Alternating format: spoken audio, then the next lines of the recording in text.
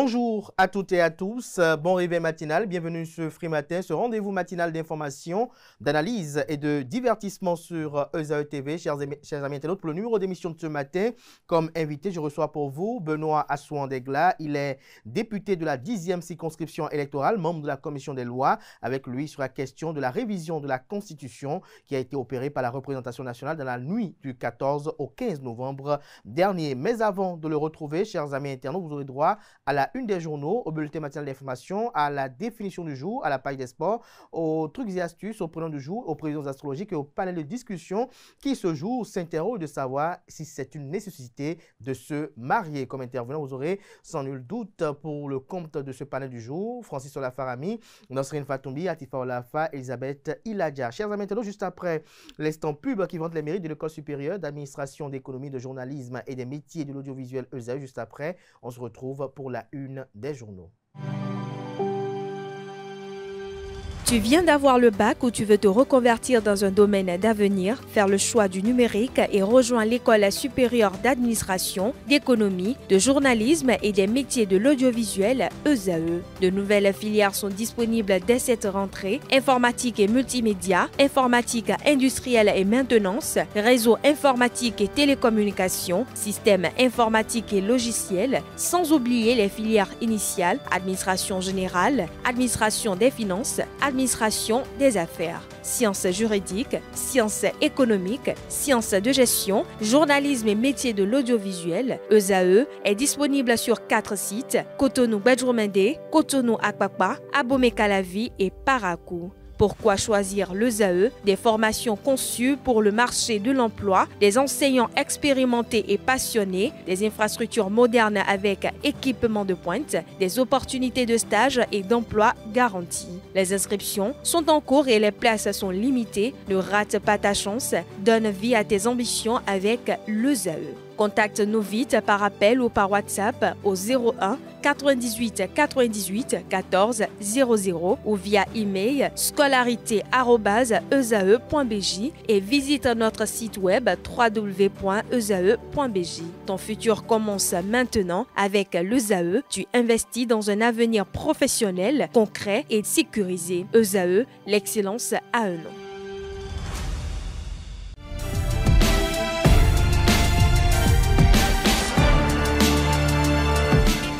Bonjour à nouveau, chers amis internautes. Nous démarrons cette une des journaux comme il est de tradition sur ESAE TV par le quotidien Maison, le quotidien béninois d'information générale et d'analyse, l'informateur, qui ce matin en manchette parle de la loi de finances 2026.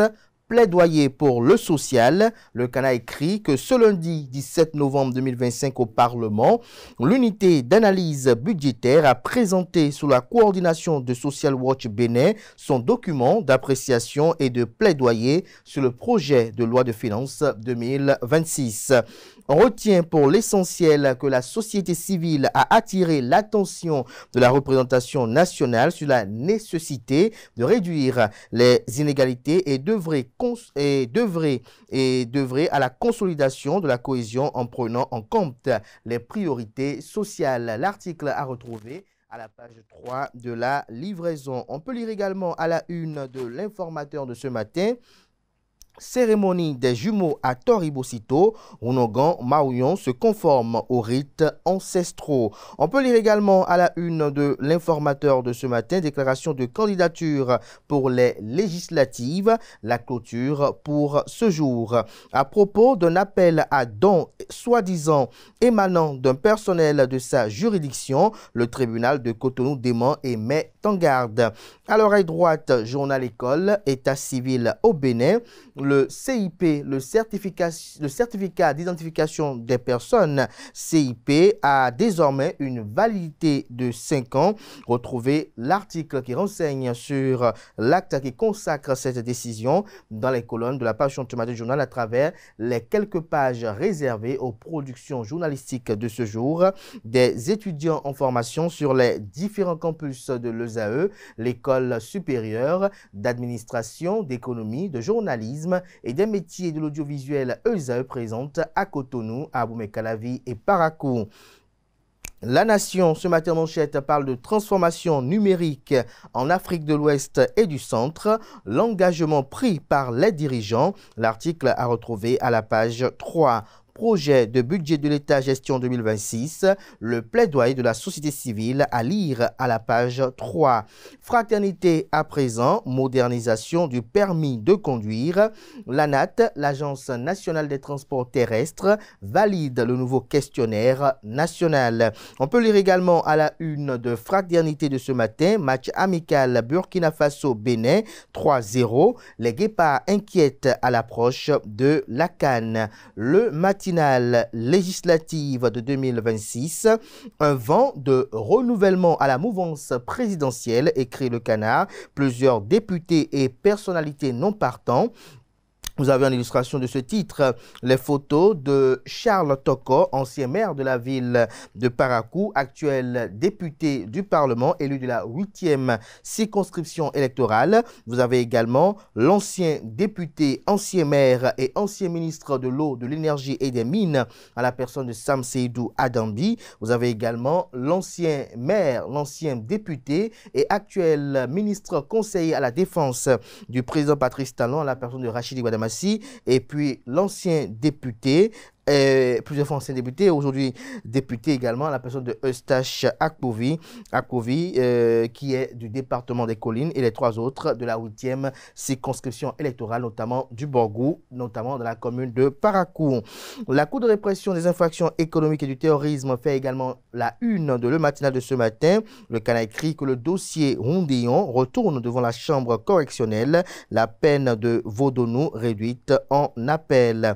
On lit à présent Matin libre. Positionnement pour les législatives, des têtes tombent à la mouvance, règlement de compte déguisé en décision volontaire, s'interroge le titre. Révision de la Constitution, mandat limité, les députés sautent le verrou. Tableau comparatif de la proposition de loi modifiant la Constitution. Retrouvez des précisions aux pages 2, 6, 7 et 8.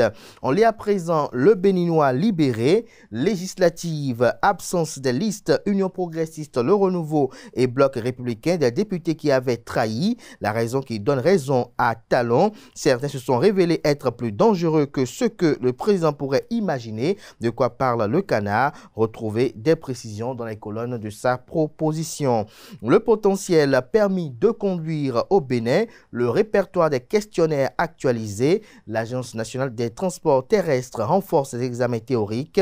Le Canada écrit qu'il s'agit d'une modernisation des examens théoriques du permis de conduire au Bénin qui franchit un nouveau cap. Du 12 au 14 novembre 2025 à Boricon, l'Agence nationale des transports terrestres ANAT a organisé un atelier stratégique à l'annexe de son bureau. Retrouvez l'article qui rend compte dans les moindres détails à la page 3 de la livraison.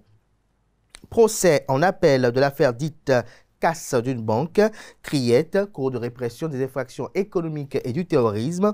Désiré Vaudonou s'en sort avec 7 ans de prison au lieu de 14 ans, plus de 700 millions de francs CFA d'amende à payer et non 2 milliards 110 millions de francs CFA. On peut lire également à la une de Le Potentiel de ce matin, identification nationale, Patrice Talon simplifie tout, les pièces d'identité changent de régime, légalisation supprimée, RNPP obligatoire, un décret qui rebat les cartes, des détails dans les colonnes de la proposition de ce matin du journal. On lit à présent le meilleur présidentiel de 2026, notamment celle du 12 avril. Les duos de candidats Wadain Talata et Runkwe Huanou reçoivent leur récépissé définitif. L'événement précis à présent, institution d'un Sénat et autres dispositions constitutionnelles adoptées. Jacques Ayadi salue une évolution démocratique majeure au Bénin. Des précisions à la page 5 de la livraison. On peut lire également à la une de l'événement précis de ce matin, changement majeur pour la volonté des documents d'identité nationale. Patrice Talon porte le CIP à 5 ans, la légalisation supprimée pour plusieurs pièces. Aurélie Adam Soulé Zoumarou au sommet régional sur la transformation numérique. Le numérique n'est plus un choix, c'est une obligation économique, sociale et stratégique, a-t-elle laissé entendre. L'ANIP et la Banque mondiale renforcent renforcent leur coopération. L'article à retrouver à la page 10. Le premier quotidien économique du Bénin, conférence périodique 2025 de la DGE, l'intégration du Bénin dans les chaînes de valeur au cœur des échanges. Libération, élection communale de 2026, le positionnement des partis sur le bulletin unique dévoilé. Retrouvez des précisions dans les colonnes de la livraison. Bénin intelligent, identification des personnes au Bénin, 6 documents, 0 légalisation, durée de validité rallongée et CIP afro-descendant. On lit à présent la une de Le Figaro national. Les députés LD démissionnaires entre opportunisme et incertitude. Le Canard écrit que leur départ a fait grand bruit. 6 députés du Parti Les Démocrates, dont Joël Godonou, ont claqué la porte de la formation dirigée par l'ancien président de la République Thomas Boniaï à la fin de leur mandat. Officiellement, ils dénoncent une gouvernance interne jugée autoritaire et une paranoïa destructrice qui aurait miné la cohésion du parti. Mais pour de nombreux observateurs, cette démission tardive ressemble davantage à une manœuvre politique qu'à un acte de conviction.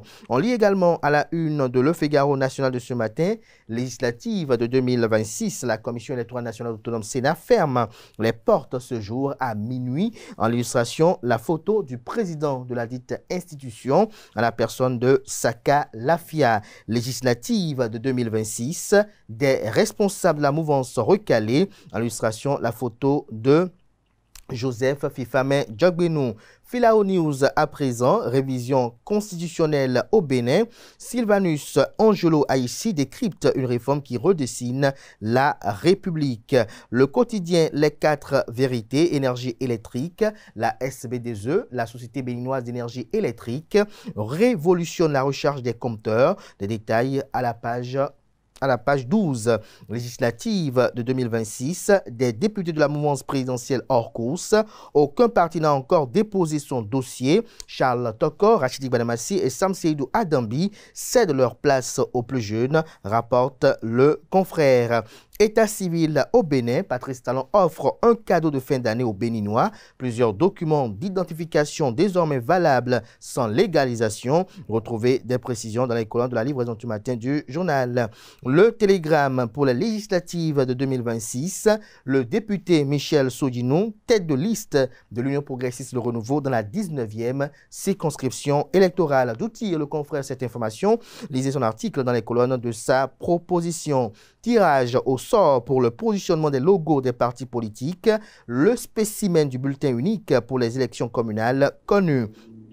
Cour de répression des infractions économiques et du terrorisme, en appel, la Cour ordonne le réexamen du dossier Louis-Philippe Rondéon. L'emblème du jour ce matin, mouvance présidentielle secouée, 7 frondeurs plus les pro-Boko out, d'autres grands noms écartés. En illustration, vous avez des images qui sont mises sur lesquelles on peut identifier aisément le professeur Nassirou Arifari Bako, l'honorable Victor Prudent Tokpanou et également l'ex-maire de la commune de Semekoudji, qui est également un ex-PRD. Retrouvez les détails sur les identités dans les colonnes de la page du journal, notamment aux pages 3 et 9 de sa livraison. On lit à présent la une de Dynamisme Info.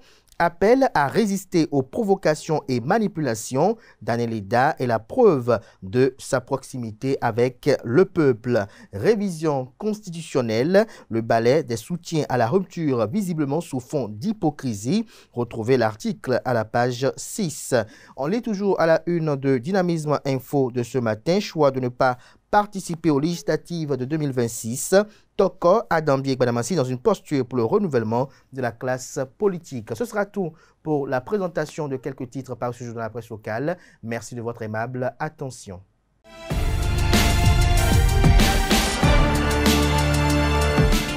Mesdames, Messieurs, bonjour et bienvenue dans ce bulletin matinal d'information. Ce mardi, Sylvanus Haïssi, acteur politique, militant du Parti Bloc républicain et président de la Fondation Sylvanus Haïssi, s'est prononcé sur la révision de la Constitution opérée par les députés béninois week-end écoulé. C'était à la faveur d'un point de presse donné en présence de plusieurs professionnels de la presse béninoise. Francis Farami y était. Suivez le point de la déclaration.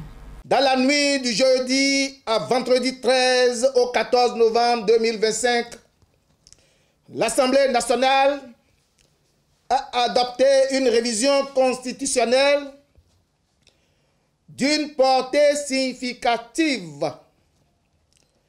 Il importe, en ce moment charnière, de prendre la parole pour éclairer l'opinion. Analyser quelques-uns des options retenues et ouvrir le débat sur les perspectives qu'elle dessine pour notre pays. Ce qui s'est joué au Parlement est le fruit d'un processus long, complexe et exigeant. Une révision constitutionnelle requiert non seulement un savoir-faire juridique, mais aussi une vision politique, un sens de responsabilité et d'une capacité à anticiper les besoins du pays.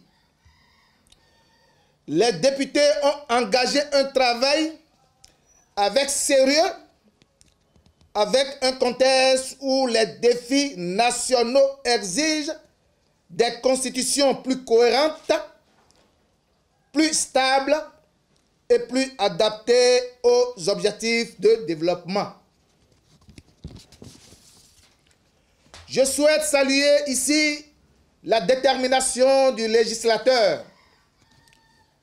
Par-delà les divergences d'approche, les représentants du peuple ont su examiner chaque disposition avec rigueur, mesurer les implications pour équilibrer des pouvoirs et prendre en compte les aspirations de la société.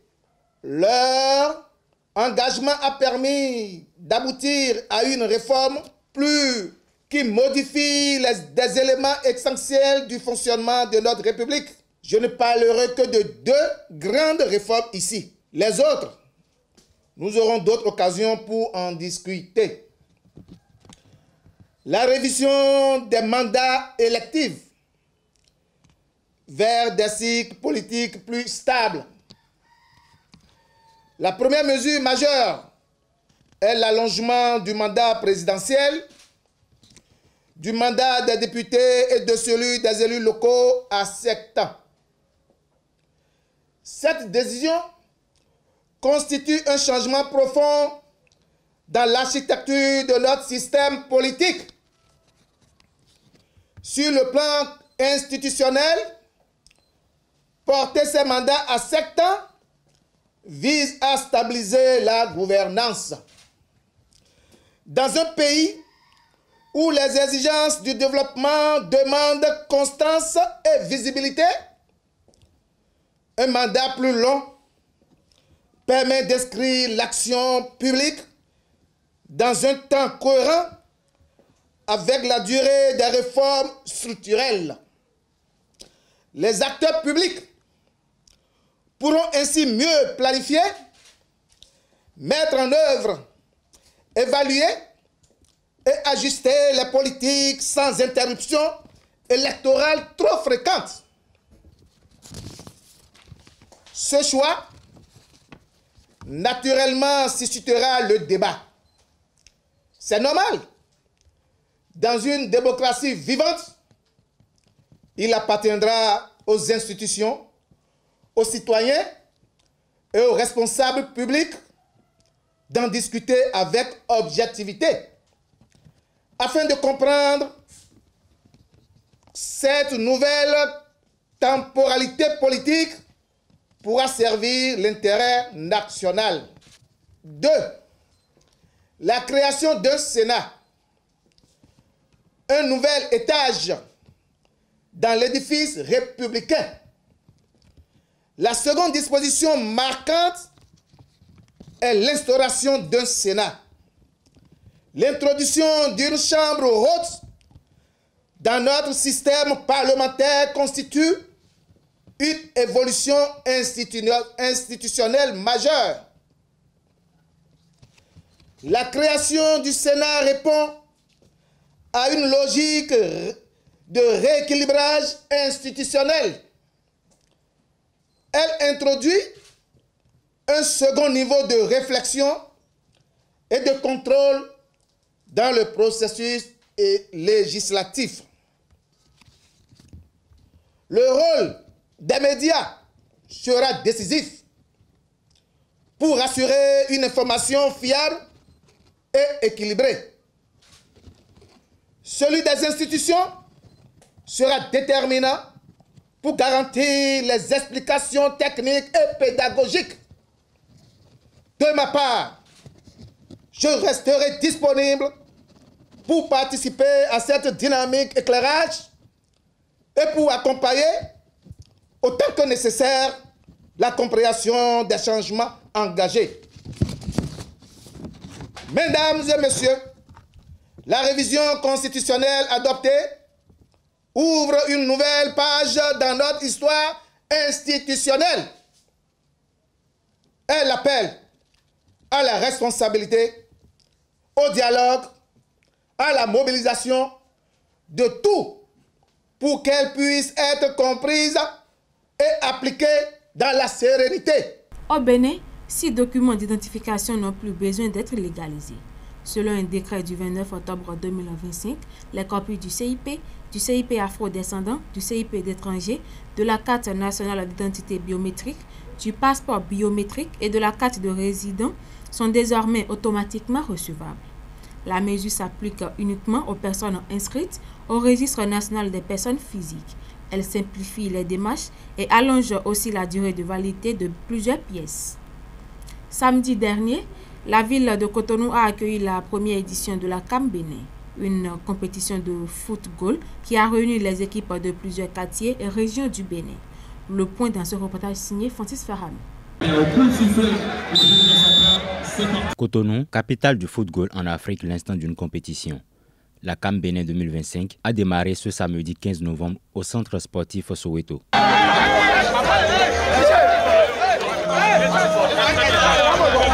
En levée de rideau, un match de gala entre artistes et influenceurs lance les hostilités de cette première édition de la CAM Bénin. Ce duel est remporté par l'équipe des artistes, menée par Vano Baby au tir au but 3 buts à 1. C'est l'esprit de Cristiano Ronaldo qui m'a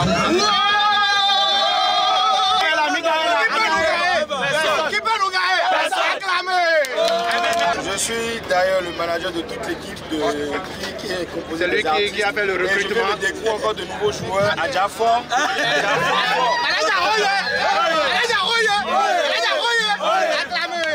Concernant la compétition proprement dite, Verdoko a dominé Fidji-Rossel en match officiel d'ouverture, 3 buts à 1. Au début, bon, on n'a pas, genre, on n'a pas laissé l'adversaire, on ne l'a pas sous-estimé, bon, on a fait ce qu'on peut pour arracher la victoire. C'est un peu ça. Après cette victoire, on vous promet d'autres football pour les matchs à venir. Au terme des différents matchs, l'équipe qui réussira à tirer son épingle du jeu sera qualifiée pour la compétition sous-régionale. Différents prix sont réservés aux meilleurs joueurs, meilleurs buteurs de cette compétition du football au Bénin.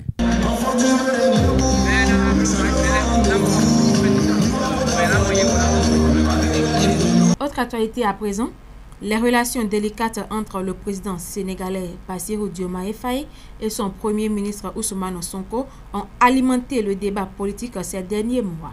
Le désaccord né de la nomination de Mimi Touré à la tête de la coalition Diomaye président avait été interprété comme une remise en cause du poids politique de Sonko, ouvrant une période de tension au sommet de l'État.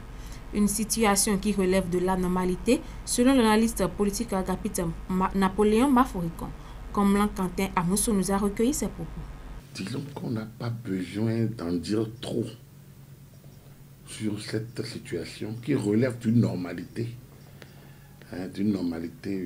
disons, du champ politique. N'oubliez pas que Diomaye Faye est un président par défaut. Et que le titulaire, c'est Sonko. Et que, même si Sonko avait fait comme mauvaise fortune bon cœur, il n'oublie pas que c'est grâce à lui que Diomaye Faye est là. Mais je fais que c'est Diomaye Faye le président et lui Sonko le premier ministre. Il est obligé, jusqu'en 2029, si je me trompe, de jouer les seconds rôles. Même s'il est ministre du gouvernement. Alors donc vous comprenez déjà que les relations qui avaient déjà commencé à être froides il y a quelques mois, ils ont essayé de gérer, aient pu encore se refroidir davantage, et il en serait ainsi jusqu'à l'année électorale. On verra qui des deux et passera le cap. Et c'est là que se jouera, c'est ça l'enjeu, c'est là tout l'enjeu, le leadership au niveau de cette coalition. La sagesse aurait voulu que Diomaye Faye laissait Sonko à Sonko ce qui lui revenait. Et donc, il se tisse autour de l'homme ces genres de situations, de cas qui ne sont pas bien perçus de l'autre côté, où on a envie aussi d'être calife. Donc, vous comprenez que ce qui se passe aujourd'hui relève d'une normalité humaine. Après, est-ce que ça bloque les institutions? Pas vraiment. Ça tourne. Même si le Premier ministre dit « je suis bien en congé », le gouvernement va tourner sans lui. Donc du coup, ça ne bloque pas les institutions. Mais comme les médias adorent les petits potins, que cette situation, eh bien, c'est ouvert et puis ça peut être commenté dans tous les sens. Tant que ça ne bloque pas le fonctionnement régulier des institutions, je pense que ça relève d'une normalité de toucher des acteurs, toucher des intérêts, et qu'on espère qu'ils ne se ridiculiseront pas ces deux personnalités devant l'opposition, notamment le camp Sall, Macky Sall, qui aura tout l'air heureux de se moquer de ces deux qui ont fait rêver les Sénégalais, surtout la jeunesse sénégalaise et la jeunesse africaine. Une dernière actualité en RDC pour boucler. L'opposant Martin Fayoulou relance son appel à un dialogue national. Dans un message diffusé sur les réseaux sociaux, il estime que la souveraineté du pays est menacée, évoquant la situation sécuritaire dans l'Est et le conflit avec les rebelles de l'AFC ou M23, soutenus selon lui par le Rwanda. Il juge insuffisants les récents accords signés à Washington et à Doha et invite le président Félix Tshisekedi à convoquer rapidement des discussions entre Congolais pour éviter, dit-il, toute balkanisation du pays. Un message assorti d'un appel à la mobilisation citoyenne, alors que l'opposant affirme que la solution ne viendra ni de Doha ni de Washington, mais d'un consensus national. C'est tout pour ce bulletin matinal d'information. Merci de nous avoir suivis et à très bientôt.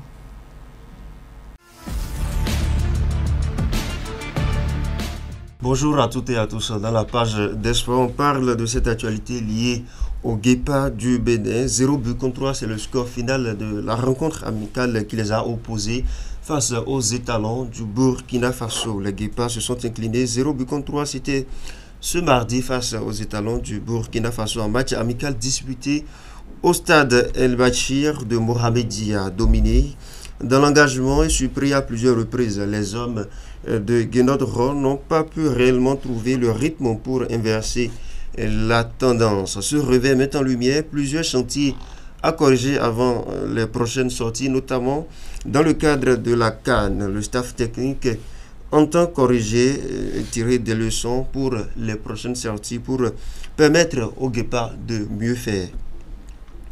D'une actualité à une autre, la déclaration de Guénot-Ron juste après cette rencontre. S'il vous plaît, je reprends, c'est la même actualité.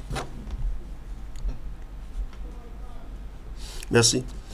Bonjour à toutes et à tous. Dans la page des sports, on parle de cette actualité liée aux Guépas du Bénin qui se sont inclinés 0 but contre 3 face aux étalons du Burkina Faso avec un score de 0 but contre 3. Les Guépas du Bénin se sont inclinés 0 but contre 3. C'était ce mardi face aux étalons du Burkina Faso. Un match amical disputé au stade El Bachi de Mohamedia, dominé dans l'engagement et surpris à plusieurs reprises. Les hommes de Guénot-Ron n'ont pas pu réellement trouver le rythme pour inverser la tendance. Ce revêt met en lumière plusieurs chantiers à corriger avant les prochaines échéances, notamment dans le cadre de la Coupe d'Afrique des Nations. Le staff technique entend tirer des enseignements nécessaires pour les prochaines rencontres des Guipa. Dans la même actualité, Guénot Ro a réagi juste après la rencontre. C'était pas un match pour eux. Je pense que Lawson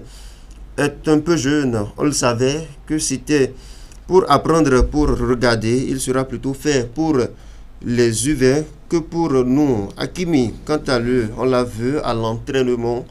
Il y a encore du travail. Il n'y a que 21 ans. Je ne vois pas encore la qualité qu'il faut pour qu'il puisse jouer avec le 11 national. Je pense que le retour de Steve Mounier va vraiment être indispensable pour l'équipe pour être plus efficace. C'était une citation, les propos de l'entraîneur Guénot Rock de l'équipe nationale du Bénin. On finit la page des sports par la Ligue 1 du Bénin qui a connu la 8e journée. C'était le week-end écoulé. Dadje Football Club a eu une victoire. Coton enchaîne ses victoires et la Sobemap confirme sa solidité dans cette compétition. Voilà, c'est tout pour l'actualité sportive. Merci de votre attention.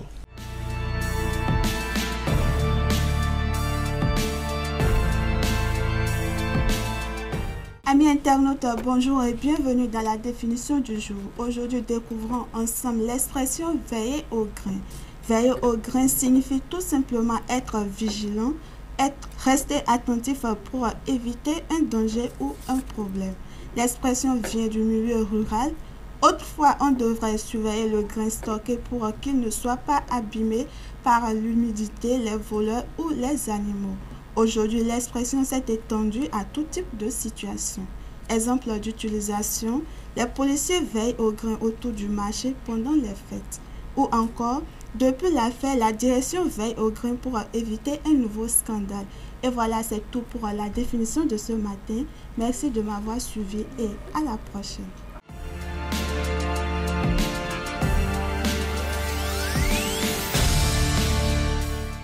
Amis internautes, bonjour et bienvenue dans la rubrique Le prénom du jour. Aujourd'hui, le prénom du jour est Tanguy. Tanguy est un prénom masculin d'origine bretonne qui signifie le guerrier de feu. Il est observateur, il parle peu mais quand il dit quelque chose, c'est pertinent. Protecteur, il ne laisse jamais tomber ceux qu'il aime. Il a toujours une façon originale de régler les problèmes. Tanguy, c'est le garçon calme en apparence mais intense à l'intérieur. Il réfléchit beaucoup, agit juste et surprend par sa détermination silencieuse. Parfois un peu trop réservé jusqu'à ce qu'il prenne conscience et surprend tout le monde. Le mot qui le résume est fiable. Alors très belle journée à tous les Tanguy et c'est tout pour le prénom du jour.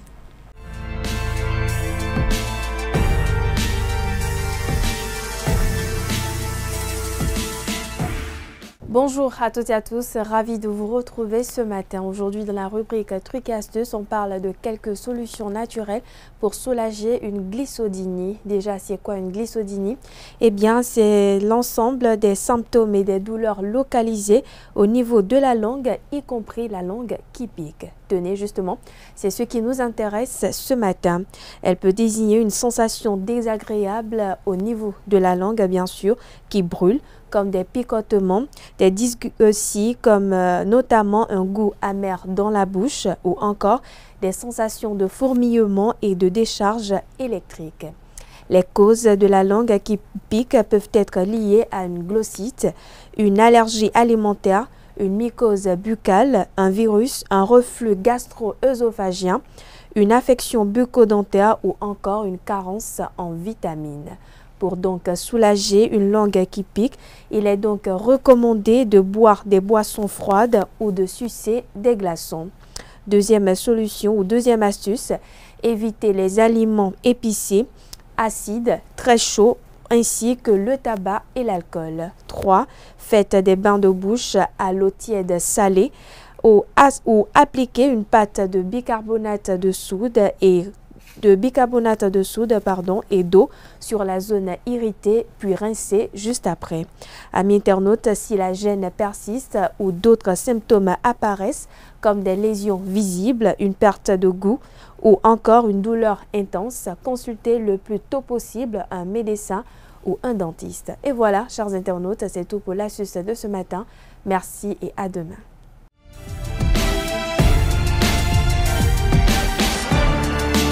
Amis de la rubrique Horoscope, bonjour et bienvenue Bélier. L'adversité n'est que provisoire et vous finirez par bien l'emporter. Si vous arrivez à prendre du recul et à relativiser, vous devriez traverser cette journée un peu contrastée sans encombre et tirer le meilleur parti de votre cerveau en ébullition.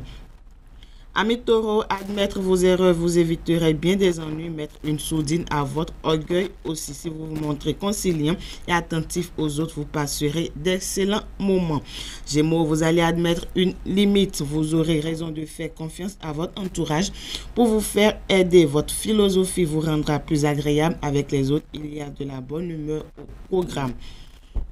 Natifs du signe Cancer, les remises en question sont indispensables. Aujourd'hui, vous aurez raison de prendre beaucoup de recul. Ménagez-vous cet espace. Vous en faites trop pour les autres. Accordez-vous des pauses rien que pour vous et pour vous relâcher. Lion, vous êtes plus combatif dans la poursuite de vos objectifs. Votre fermeté est payante et vous vous montrerez plus compréhensif, plus réceptif aux autres. Une bonne nouvelle vient à vous sous la forme d'un projet. Chers amis Vierges, le climat du jour se rapproche sensiblement de vos idéaux. Vous vous sentez à juste titre que votre route devient plus fluide. Que vous soyez seul ou dans votre coquille, vous n'aurez aucun mal à concrétiser vos désirs. Balance à présent. Humeur festive et vie relationnelle riche en couleurs, votre morale est au top. Vous débordez d'énergie et vous pouvez vous préparer à passer des soirées mémorables avec vos proches. Amis Scorpions, à présent, le climat du moment est constructif sur le plan relationnel. La chance est avec vous pour nouer de nouveaux liens.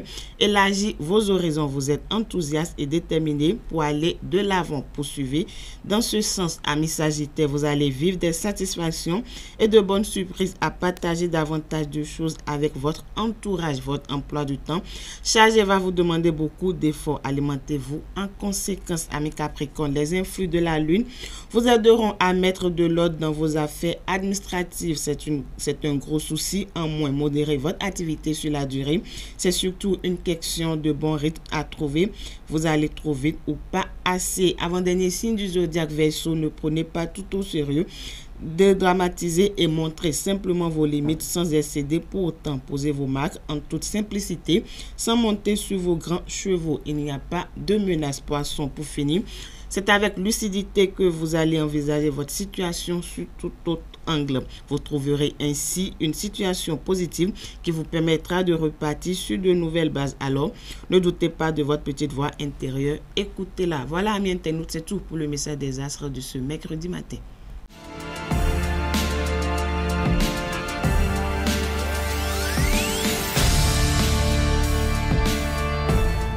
Le panel de discussion, Elisabeth Iladja, bonjour. Bonjour Abdelkader. Merci d'être là. Francis Olafarami, bonjour. Bonjour Kader. Merci également d'être là. Atifa, bonjour. Bonjour Abdelkader. Merci d'être là. Nasrine Fatoumi, bonjour. Bonjour Abdelkader. Merci également d'être là. Alors, Nasrine Fatoumi, première intervention. Est-ce que pour vous, se marier est une obligation? Je suis quand même mitigée. Bon, je dirais non. Le mariage n'est pas une nécessité. Mais tout dépend des objectifs, des conditions que chacun vise. Des objectifs chacun vise. Mais de quoi d'objectifs et conditions? Objectif, vous savez, le mariage, c'est un choix personnel. Vous pouvez décider de vous marier, comme vous pouvez décider de rester célibataire à vie. Vous n'avez pas d'explication à donner à qui que ce soit. C'est votre choix, c'est vous. Vous savez pourquoi vous avez décidé de rester célibataire, de ne pas vous engager dans... Parce que le mariage, c'est tout un processus. Il faut savoir d'abord avec qui s'engager, pourquoi vous voulez vous marier et pourquoi. Vous savez, d'abord, il y a plusieurs types de mariage. On peut parler du mariage civil, le mariage traditionnel, la dot, d'abord, qui est quelque chose de symbolique, surtout dans le milieu Yoruba, le milieu Nago. La dot, c'est quelque chose de symbolique. Donc, il faut savoir pourquoi vous voulez faire cela. Vous voulez un mariage pompeux ou non. Donc, il faut avoir tout et faut mettre tout. Il faut connaître un peu ses motivations. Mettre tout cela en considération. Ok. Atifa Olafa. Merci. Alors, est-ce que c'est une obligation de se marier? Je ne dirais pas oui, je ne dirais pas non. Parce que c'est un choix personnel. Et c'est un sujet assez complexe. Hein, qu'est-ce qui doit commander ce choix personnel? Le besoin ou l'envie. On ne Besoin. décide pas de se marier du jour au lendemain. Si vous ressentez l'envie et le besoin de vous marier, il n'y a pas de souci. Donc, dès que j'ai envie de chier, je vais sur la selle, même si... Non, mais quand même, sérieusement, pardon. Non. À un moment donné, il faut qu'on soit sérieux. Si quelqu'un ressent l'envie de se marier, il n'y a pas de souci. Peut-être le mariage lui permet d'arrêter de forniquer ou d'arrêter de commettre des péchés. Libre à lui. Mais c'est pas, je n'ai pas une position tranchée pour dire que oui, c'est une obligation ou non, c'est pas une obligation. Chacun a sa manière de voir les choses. Après, ça reste un choix personnel. Mais est-ce qu'il doit être commandé par l'envie? Mais c'est quoi dans l'envie de se marier? Quand je dis envie, c'est que vous avez trouvé peut-être le bon partenaire, vous avez trouvé la bonne personne, vous avez envie de vous mettre à deux et de décider de continuer ensemble et de voir, de vous mettre en commun accord sur des objectifs ou des projets que vous partagez ensemble. Après, à un moment donné, le mariage peut s'imposer parce que les circonstances ou comment je vais le dire, le moment le demande parce que peut-être vous voulez obtenir des papiers ou des obligations professionnelles et tout. Donc ça reste un choix personnel. Justement, vous avez dit deux choses, que le mariage peut être commandé par l'envie et le besoin. On peut avoir envie d'acheter un avion sans en avoir la capacité.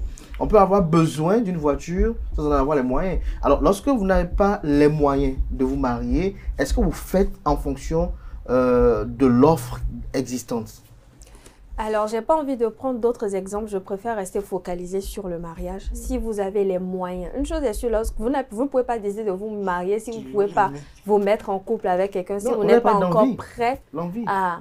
Oui, les deux vont de soi. Si vous ne ressentez pas l'envie, parce qu'il y en a qui n'ont pas peut-être, on parle d'instinct maternel, il y en a qui n'ont pas cet instinct de dire je peux me marier, je peux vivre en couple, je peux rester sous le toit d'un homme ou je peux rester avec une femme et tout. Donc, c'est un besoin que vous pouvez ressentir. Un besoin.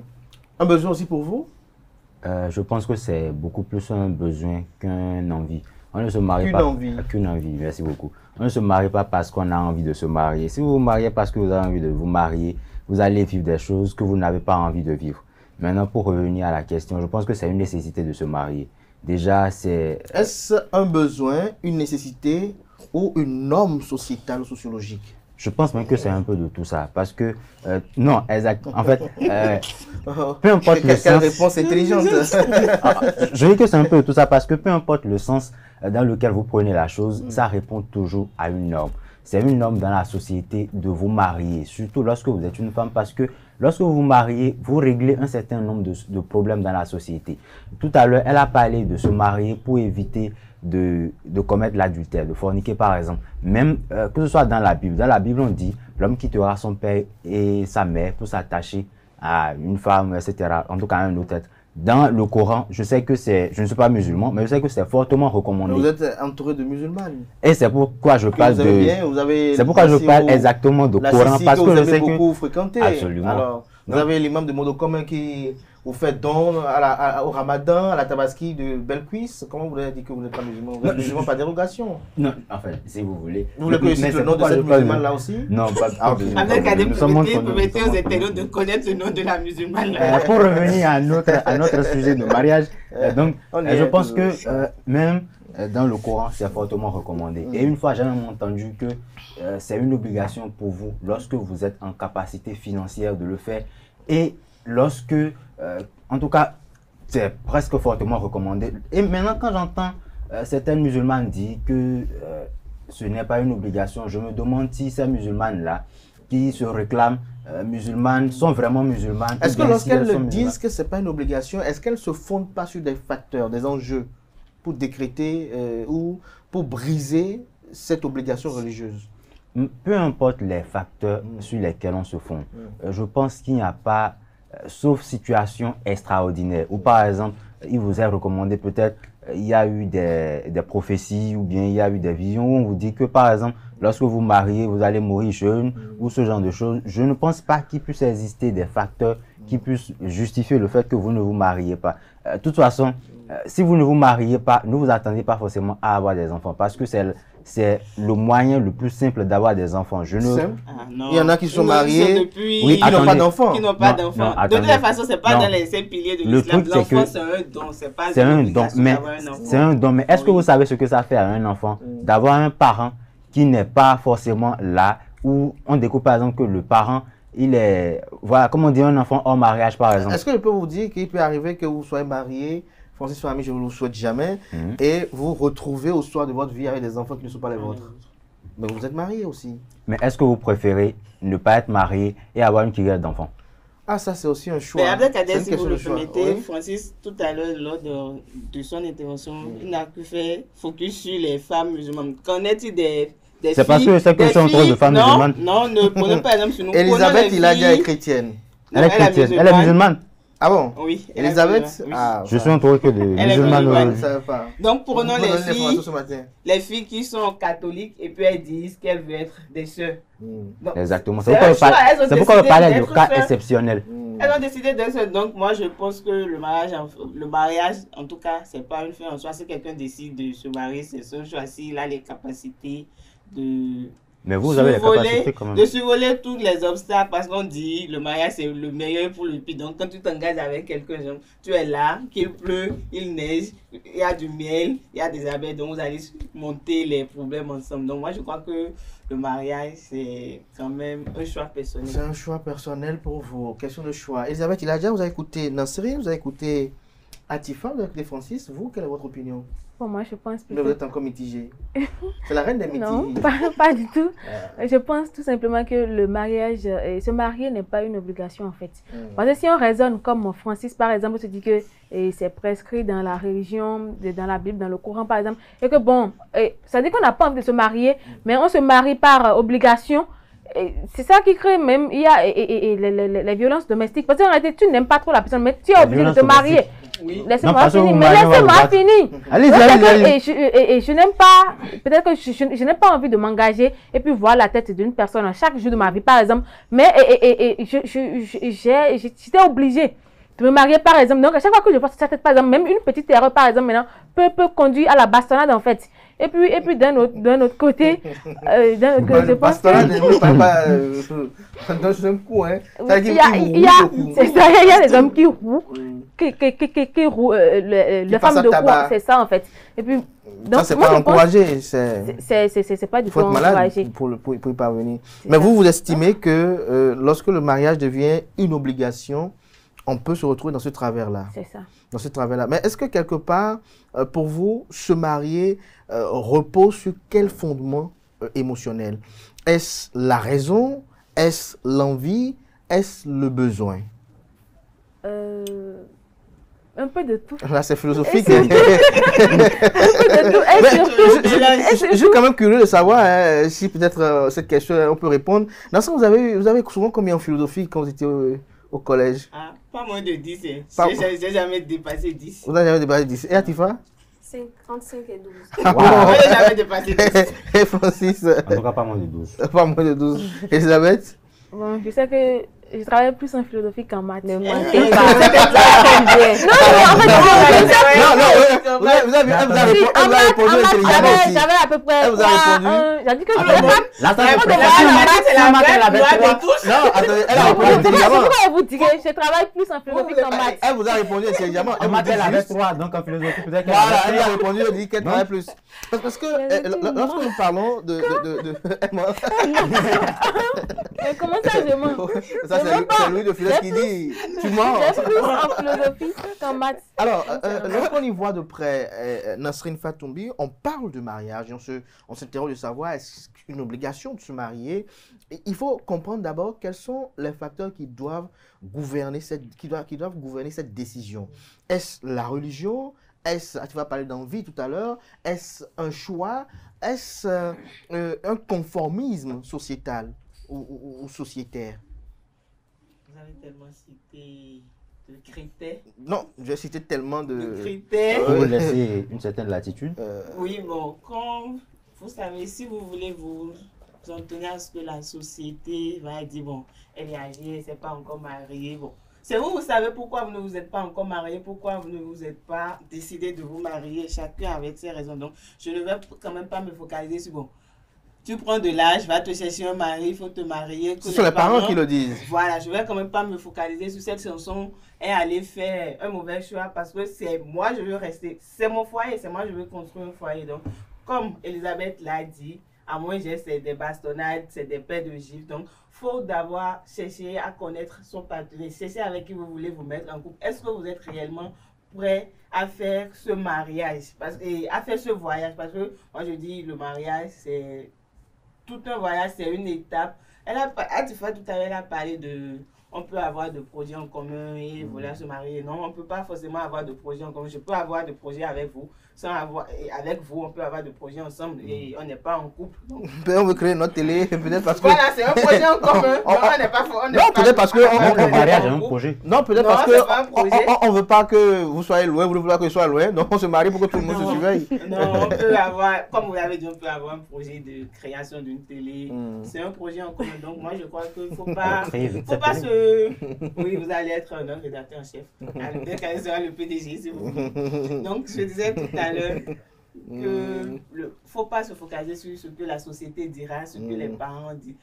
Chaque chose en son temps. Vous pouvez vous décider, bon, je me marie dans 5 ans, c'est votre choix. Je ne veux pas me marier, je veux juste avoir des enfants. C'est votre choix. Donc, être sur le toit d'un homme, être dans un mariage, moi, je crois que ça nécessite beaucoup de réflexion. Il faut vraiment y réfléchir. Moi, je ne dis pas que ceux et celles qui se marient, bon, elles se sont précipitées pour se marier. Non, elles ont voulu se marier.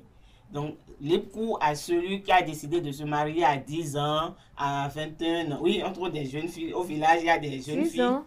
C'est pas de leur choix, c'est sûrement... Oui, mais c'est pas de leur choix, mais...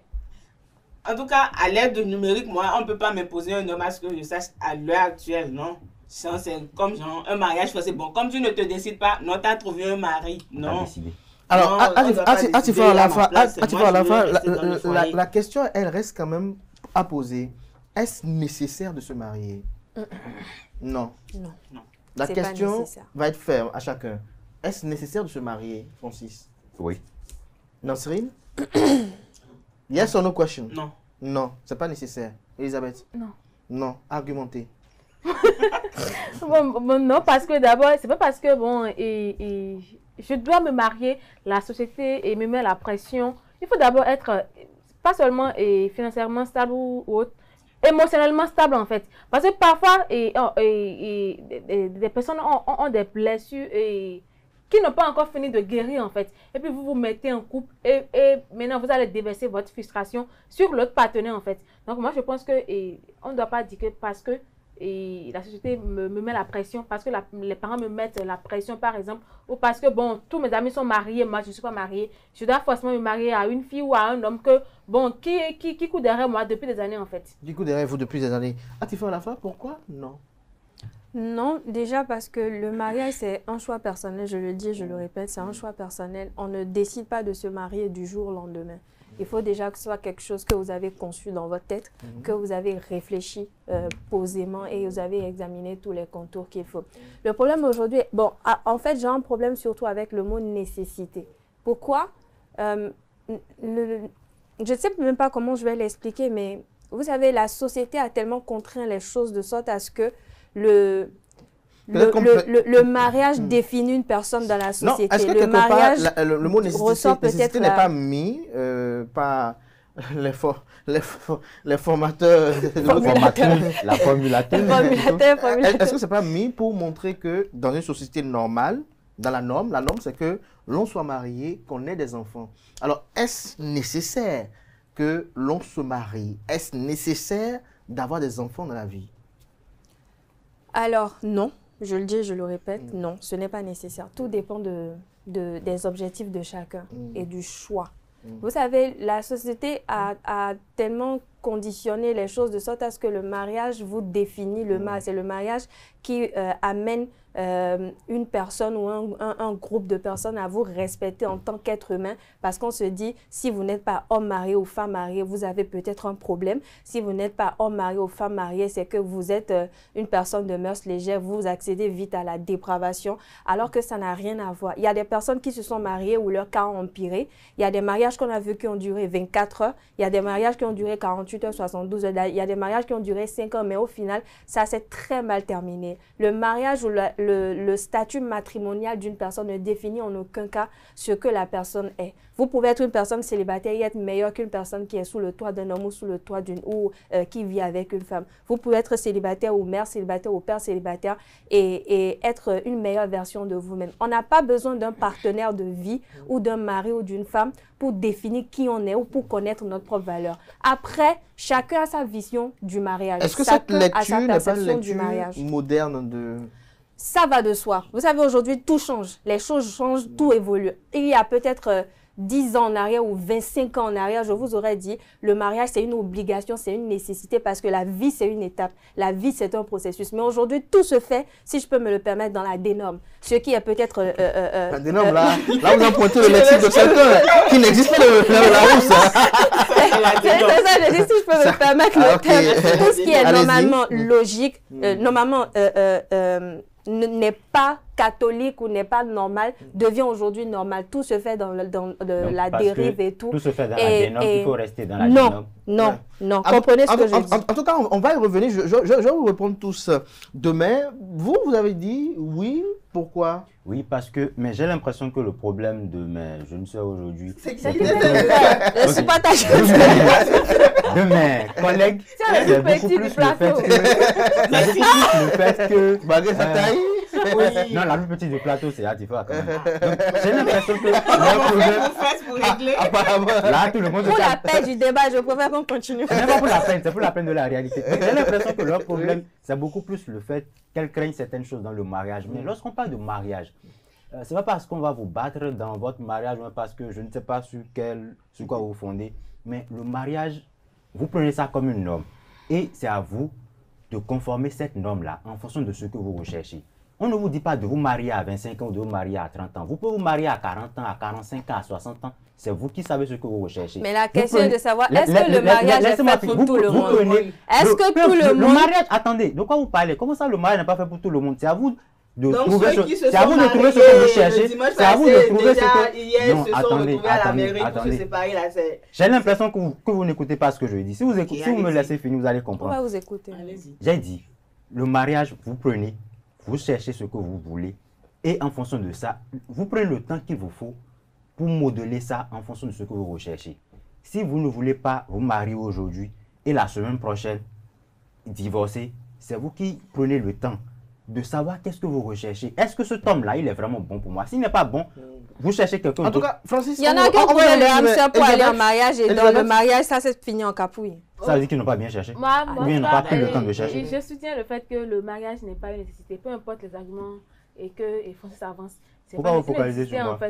Vous êtes focalisé sur vos jeunes soeurs aussi. En tout cas, on va voir entre les 3 filles ou les 3 femmes. On va sauter une, on va remplacer par un homme demain et on va revenir. En tout cas, il y a 3 parmi vous qui vont revenir demain. Parce que... non, Francis va peut-être encore qu'aujourd'hui, vous êtes beaucoup plus concentré sur les femmes. C'est pour ça que je dis que vous allez revenir. Alors que je suis le seul homme.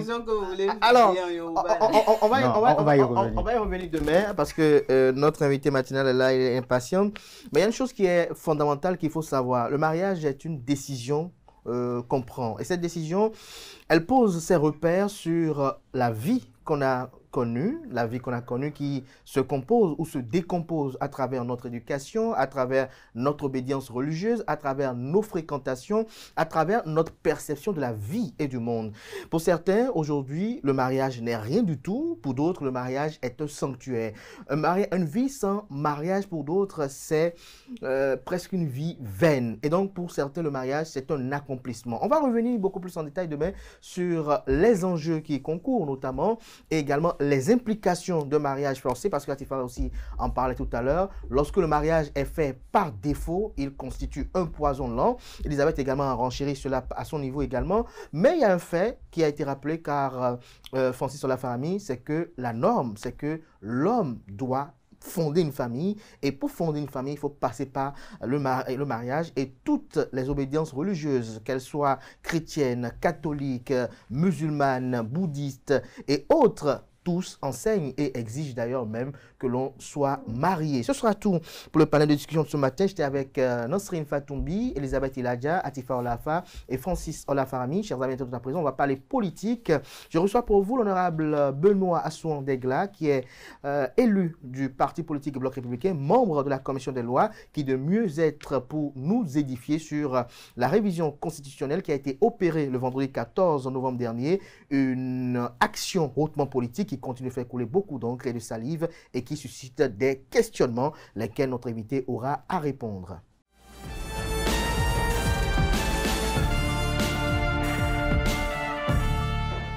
L'invité matinal de ce matin, ce Free Matin, chers amis internautes, je suis avec l'honorable Benoît Assouan-Degla. Il est élu de la 10e circonscription électorale qui comprend les communes de Savet, de Ouessé, de Glazoué. Il est élu du parti politique Bloc républicain au Parlement. Il est membre de la commission des lois. Avec lui, chers amis internautes, on va revenir beaucoup plus en détail sur la révision constitutionnelle opérée par la représentation nationale le vendredi 14 novembre dernier. Une révision constitutionnelle qui continue de faire couler beaucoup d'encre et de salive. Benoît Degla, bonjour. Bonjour, mon cher ami. Je rappelle à nos amis internautes que vous êtes ancien ministre de l'Intérieur et de la Sécurité publique. Nous allons entrer dans le vif du sujet qui nous réunit ce matin. Dites-nous, en tant que député, honorable député, comme on aime si bien vous appeler, êtes-vous fier de ce que vous avez accompli le vendredi 14 novembre dernier? Merci, M. Abdelkader. À votre question, je répondrai que je suis très fier. Fier parce que je suis élu du peuple. Je suis délégué mandaté par le peuple. Et je suis le député du peuple. Ce qui a été fait à l'Assemblée, ce n'est pas pour moi, ce n'est pas pour un député, mais c'est fait pour le peuple qui l'a mandaté, qui lui a délégué le pouvoir de légiférer. C'est ce que nous avons fait. C'est ce que vous avez fait. Ce n'est pas la satisfaction des intentions politiques d'un homme qui a été opérée. Mais pas du tout, pas du tout, pas du tout. Lorsque vous voyez, vous lisez la révision, les articles de la révision, vous comprenez bien qu'il n'y a pas d'intérêt personnel qui que ce soit. Alors, vous êtes membre de la commission des lois. Il y a une interrogation sur toutes les lèvres. C'est que avant le vote de cette révision constitutionnelle, on a vu un texte circuler sur les réseaux sociaux largement. On a vu que dans ce texte-là, il y avait quand même l'institution du Sénat, mais on n'avait nulle part lu quelque part qu'il y aurait une rallonge des mandats, notamment du président de la République, du président, des honorables députés et des élus municipaux et communaux. Alors, il est bon que tout le monde sache que une proposition de loi ou un projet de loi peut aller à l'Assemblée, comme on le dit, en caleçon et ressortir en pantalon. Parce que le député peut faire des amendements. La proposition de loi qui est venue et partagée à tout le monde a fait l'objet d'amendements de plusieurs députés. De la mouvance comme de l'opposition? De la mouvance comme de l'opposition. Je crois que l'opposition en a fait. La mouvance en a fait. Et ces amendements sont lus en commission et validés ou non. Quand c'est validé, c'est inscrit donc au rapport. Par conséquent, un texte primaire ne peut pas être nécessairement le texte qui, au final, ressort de l'Assemblée. Parce qu'il peut faire l'objet d'amendements. Même un texte envoyé par le gouvernement peut faire l'objet d'amendements de la part des députés. Mais est-ce que vous ne pensez pas qu'un tel amendement qui touche quand même de façon majeure à notre Constitution nécessitait un débat préalable, notamment sur la question de la durée des mandats? Je ne voudrais pas me répéter, mais de quelle manière se ferait ce débat? Prendre le pouls de la société civile, d'autres composants de la société. Est-ce que nous avons ce cadre-là au sein duquel, lorsque des problèmes comme ça se posent, on peut se référer pour arbitrer, opiner? Est-ce que nous avons ce cadre? Et quand tout à l'heure vous allez poser votre question, vous vous rendrez compte que la réponse est dans ce que nous avons fait. C'est-à-dire trouver l'espace, le cadre nécessaire où les problèmes politiques seraient débattus, ou sur lesquels on s'accorderait pour l'intérêt national. Donc ici, il est bon de préciser encore que le mandataire délégué, il a le pouvoir, tout le pouvoir que lui donne le peuple. Et le peuple donne son pouvoir à un groupe politique qui est majoritaire. Donc tout ce que nous faisons, c'est pour ce peuple-là. Il peut y avoir des contestations, mais en démocratie, lorsque vous parlez de majorité, il y a une minorité. Et en démocratie, quand c'est un groupe qui gagne, la minorité laisse le groupe diriger. Le groupe peut opiner. Il peut avoir des avis très constructifs qui peuvent être acceptés dans des cadres précis. Dans les débats respectueux, on peut le faire. Il nous arrive de le faire aussi. Maintenant, si à un moment on est braqué dès le départ pour rejeter toute révision de la Constitution, comme si la Constitution était une Bible, vous comprenez que là, vous avez perdu. C'est vous qui avez perdu. Et vous empêchez celui qui a gagné de légiférer, de faire des propositions de loi. Vous ne croyez pas que c'est contraire à notre propre Constitution? Oui, Benoît Degla, la plupart des critiques de ce projet politique ne vous dénient pas le droit de pouvoir réviser cette Constitution. Seulement, le timing pose problème. Le timing et les modifications apportées posent problème. Vous révisez une Constitution à un moment où les dossiers de candidature pour la présidentielle sont déjà bouclés. Et on touche à la durée du mandat, c'est-à-dire lorsque les duos candidats déposaient leur dossier, ils étaient dans l'esprit d'un quinquennat. Et là, vous révisez la Constitution et instaurez un septennat. Alors, dites-nous aussi dans votre intervention, pourquoi un septennat? Oui. Par rapport à la première question, je dirais ceci. Au début du mandat d'un président, lorsqu'il y a une proposition de révision, c'est le olé. Tout le monde crie au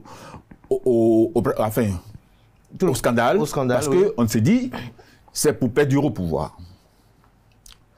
Et on dit la même chose aussi à mi-mandat, c'est pour ci, pour ça. À la fin encore, on dit la même chose. À quel moment, alors dites-moi, à quel moment peut-on alors faire une révision? À quel moment? Donc, raison pour laquelle vous avez attendu que les dossiers de candidature pour la présidentielle soient bouclés pour rassurer que ce n'était pas en faveur de Patrice Talon, c'est ça? Ah ben pas du tout. Pas du tout. Est-ce que vous savez que le problème du Sénat, des créations du Sénat ne date pas d'aujourd'hui? On l'avait évoqué en 2019, lorsque ça a capoté. On l'a évoqué en 2024. Même si ça n'a pas fait l'objet de débats sur le plan national, mais on l'a débattu. Il y a des parlementaires. Il y a des parlementaires qui ont souhaité cela. Mais ce n'était pas passé parce que les conditions n'étaient pas réunies. Donc, ce n'est pas comme ça que c'est venu. La réflexion date d'il y a très longtemps. Et vous avez suivi le président Olo. C'est l'institution qui manque à notre arsenal institutionnel. Et il a dit que ça avait été évoqué à la conférence nationale, mais certains n'étaient pas pour.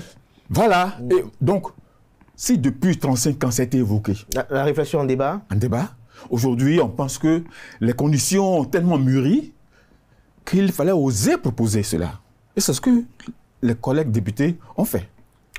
Alors, avant d'arriver au Sénat, dites-nous, pourquoi un septennat? Pourquoi vous avez quitté le quinquennat pour le septennat? Voilà. C'est pour donner de la facilité aux élus d'accomplir réellement leur mission. Vous savez, le député qui est élu pour 5 ans n'a jamais été élu pour 5 ans. C'était un mandat de 4 ans. 4 ans. Et depuis plusieurs années, c'est passé de 4 ans, c'est passé à moins de 4 ans, 3 ans et puis 2 ans et demi. Et la révision aujourd'hui permet que ce soit 7 ans. N'est-ce pas parce que le député qui est élu, je parle tout coup de l'élu, celui qui est élu, il est pour une mission précise. Il a des obligations vis-à-vis de son peuple. Mais il a des obligations de penser à sa survie politique. Il a des obligations de se battre par rapport à ses adversaires qui ont été battus, qui, au lendemain de son élection, sont en campagne pour le battre aux prochaines élections.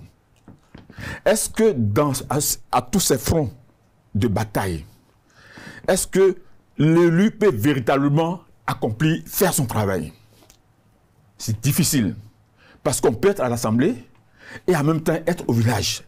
Être à Tokoutouran parce qu'il y a tel problème à Tokoutouran, vous sortez, il faut régler parce que c'est la naissance d'un enfant, etc.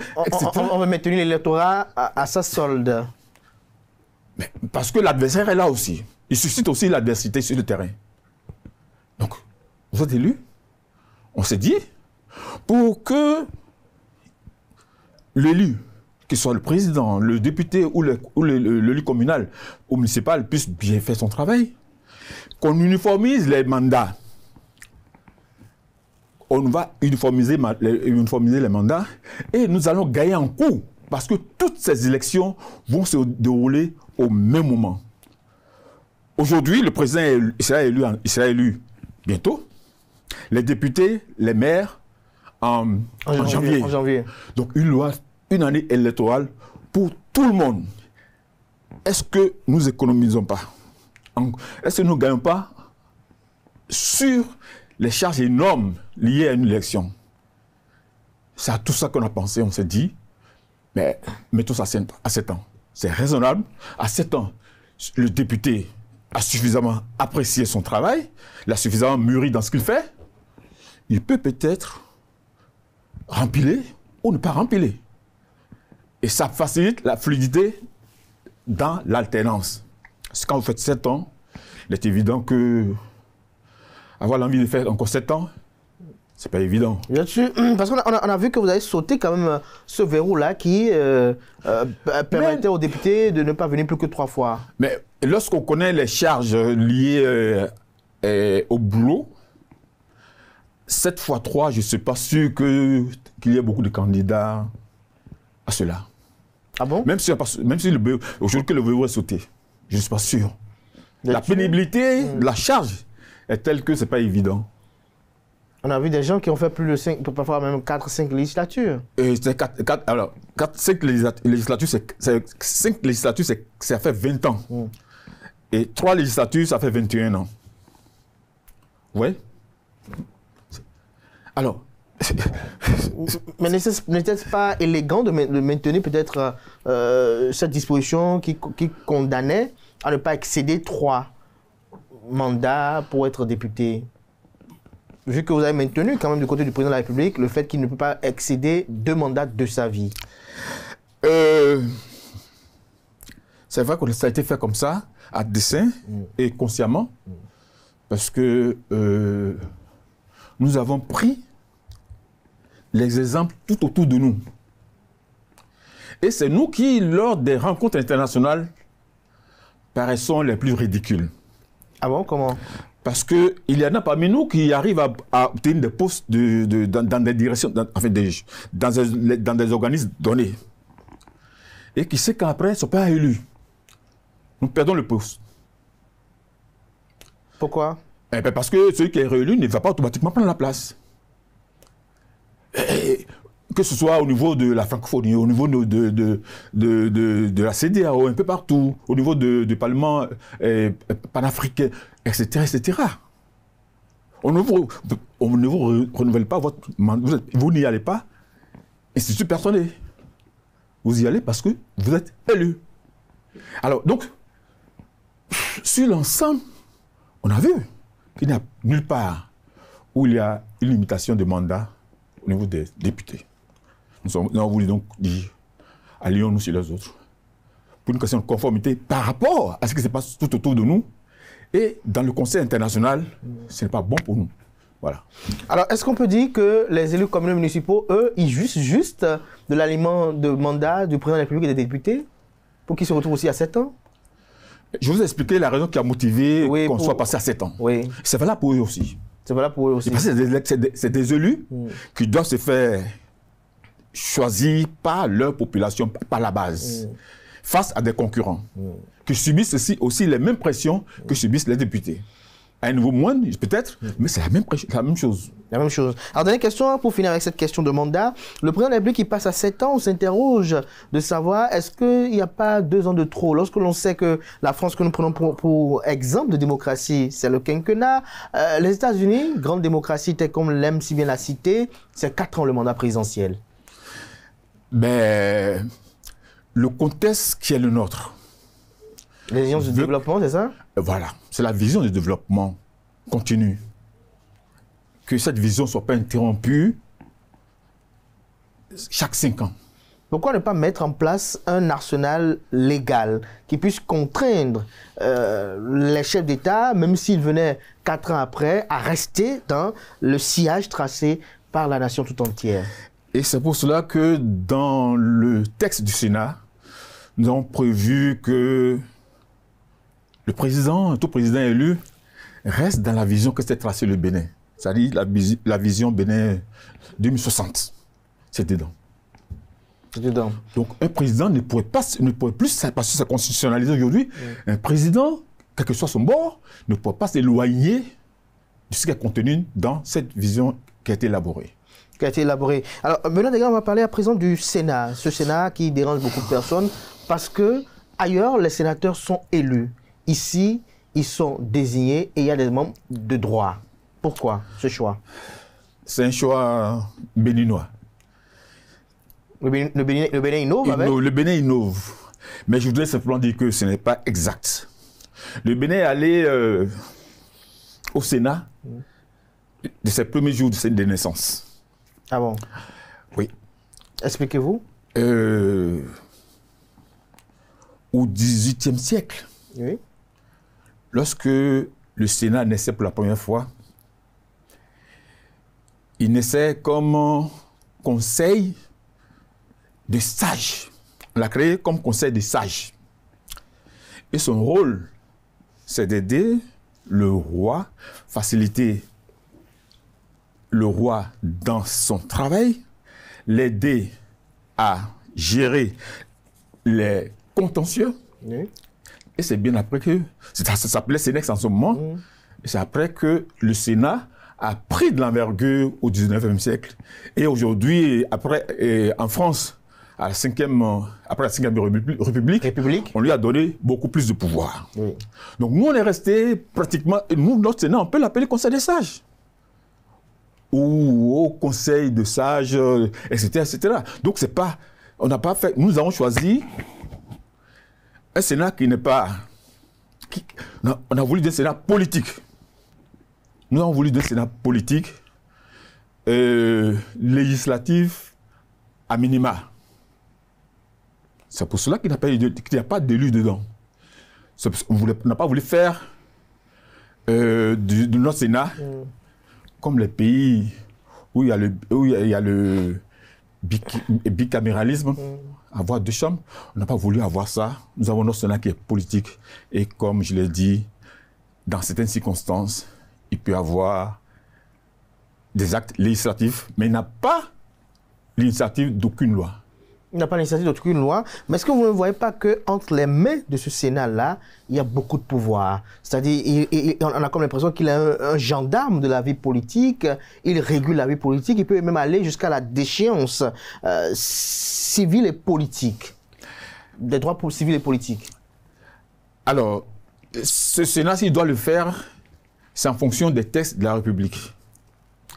La charte des partis a prévu que les hommes politiques, les partis politiques, dans leur animation, devraient faire l'effort de ne pas être en en permanence, en campagne préélectorale.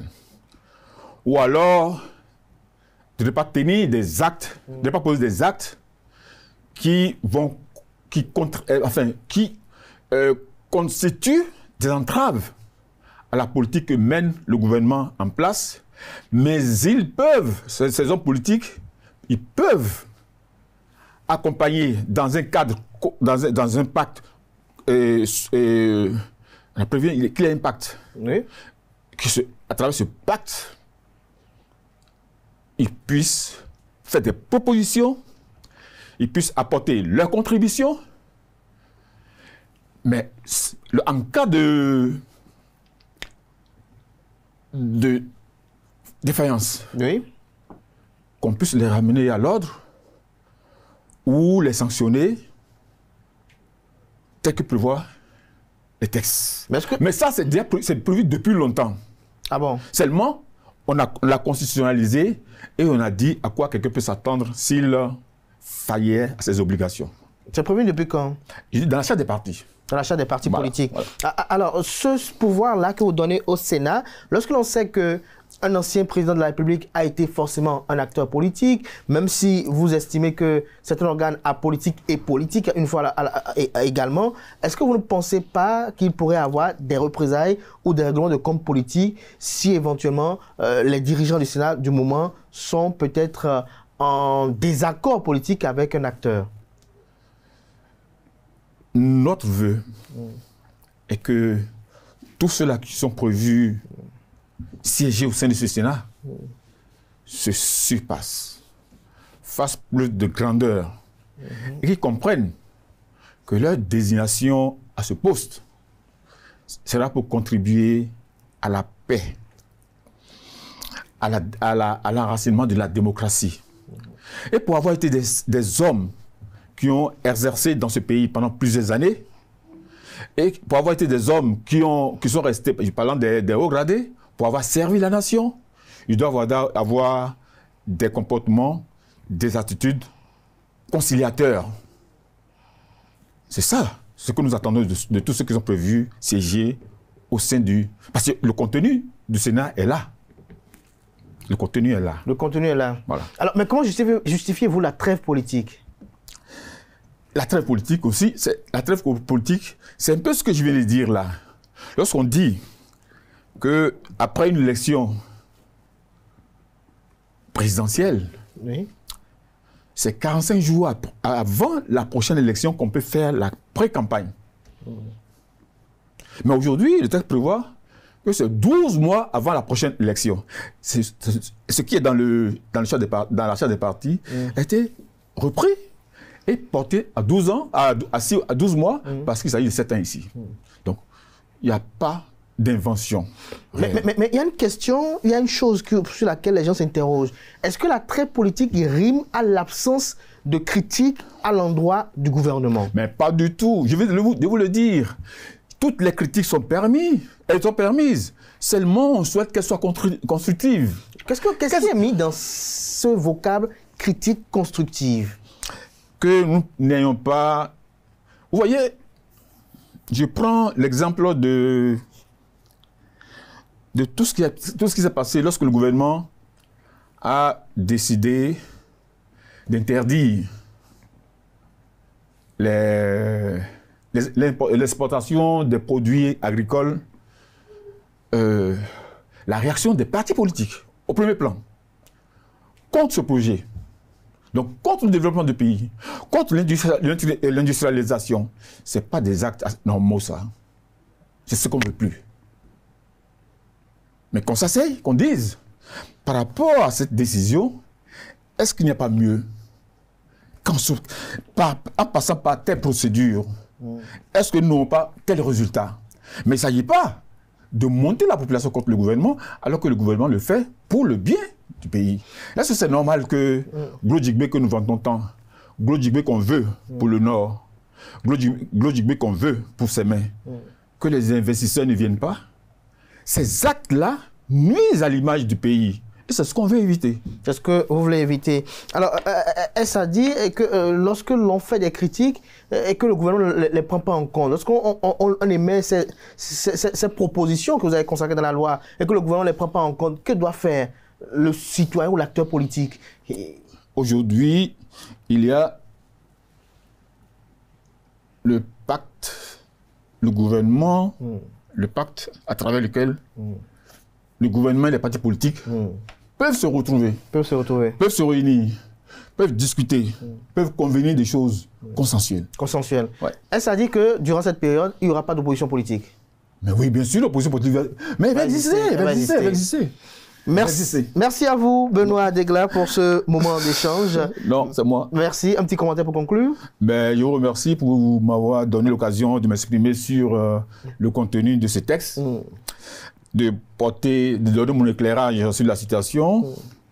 Et j'espère que nos populations qui nous ont mandatés comprennent davantage. Est-ce que vous n'irez pas à la rencontre des populations pour leur expliquer davantage? Oui, bien sûr, c'est prévu. Il y aura des actions d'échange pour permettre aux populations de mieux comprendre ce pourquoi nous avons procédé ainsi. Et nous sommes sûrs que l'accueil sera chaleureux parce que ça a été fait dans leur intérêt. Merci à vous, Benoît Assouan Degla. Je rappelle que vous êtes député élu de la 10e circonscription électorale qui comprend les communes de Savet, Glazoué et Ouessé. Vous êtes membre de la commission des lois. Chers amis, c'est sur cet entretien que prend un thème Free Matin de ce matin. Merci pour l'attention, portez-vous bien. On se donne rendez-vous demain pour un autre exercice, puisque là, belle suite de programme sur ESAE TV.